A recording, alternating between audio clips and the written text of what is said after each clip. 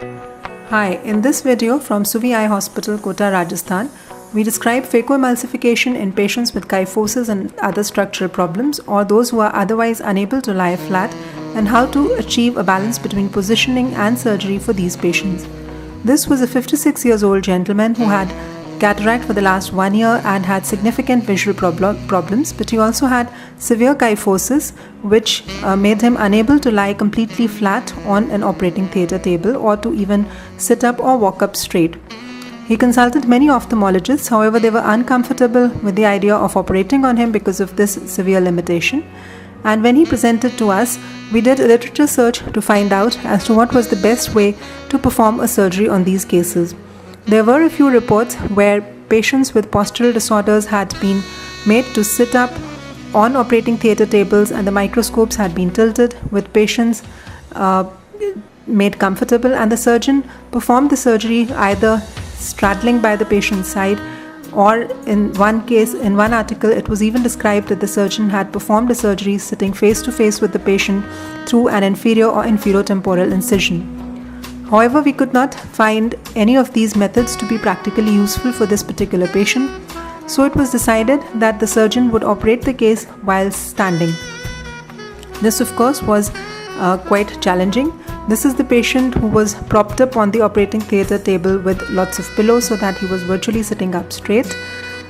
The surgeon was standing and performed the surgery through the temporal side. The other steps were as for any other routine phacoemulsification. A capsulorhexis was done. This was a relatively soft nucleus, and so phacoemulsification was not a problem. However, we must remember that all these cases must be done by experienced surgeons, and the surgery should be performed quickly and efficiently, as many of these patients can become restless at any stage and do not remain cooperative for the surgery. As you can see here, the phacoemulsification is progressing smoothly. The surgery is just like for any other phacoemulsification. However, we must remember that the bottle height needs to be adjusted according to the changed position of the patient head in these cases. This is the irrigation aspiration being performed, and as you can see, the surgery has been performed pretty well and there is no problem. Once the eye was clean, an AMO Sensar IOL was implanted into the capsular bag.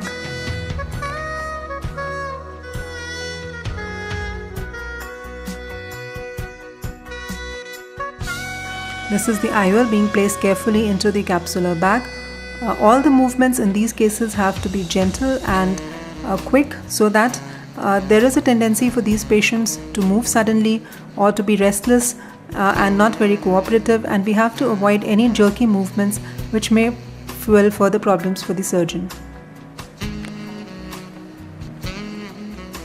And this is the sealing of incisions and injection of intracameral moxifloxacin or Vigamox into the anterior chamber as per our standard practice.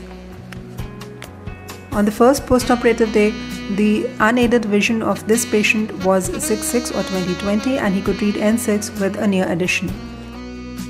The second case, which is a 55 years old lady who was unable to lie flat on the OT table because of severe obesity and other cardiopulmonary diseases which caused orthopnea. So the patient was made to sit on a simple plastic chair with her legs lying on another plastic chair, and a headrest was propped up on this chair with the help of pillows and cushions so that the patient was comfortably sitting up. The surgeon again adopted a standing position for surgery.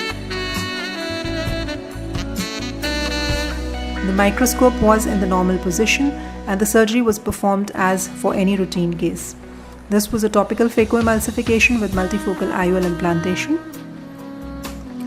And most of these patients also have associated cardiopulmonary problems, so general anesthesia is generally not possible, and it is safest and easiest to do these cases under topical anesthesia only. Again, the phacoemulsification went well with direct chopping techniques, and then an irrigation aspiration was performed to clear the capsular bag, and an AMO Technis multifocal IOL was implanted into the capsular bag.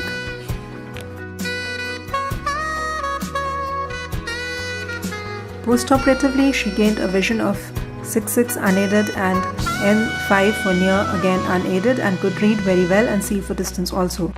So to summarize, For performing phacoemulsification in postural disorders, we need to adjust the patient position so that the surgeon is comfortable, and this can be done by using lots of pillows and cushions, adjusting the operating theatre table to make it in an inclined position, etc. However, if all of these are not possible because of the condition of the patient, it is the surgeon who needs to change his surgical position and sometimes needs to perform the surgery in a standing position.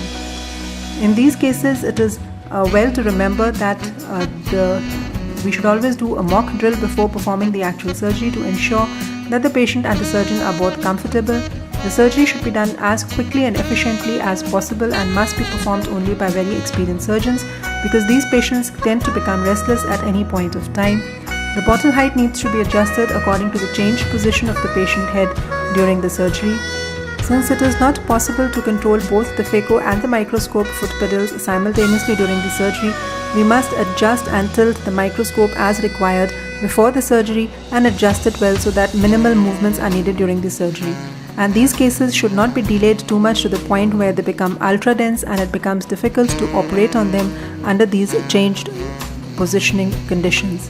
So to summarize, many of these patients who have difficulties in lying down on an operating theatre table for various reasons can be operated if the surgeon can perform the surgery while in a standing position. Thank you.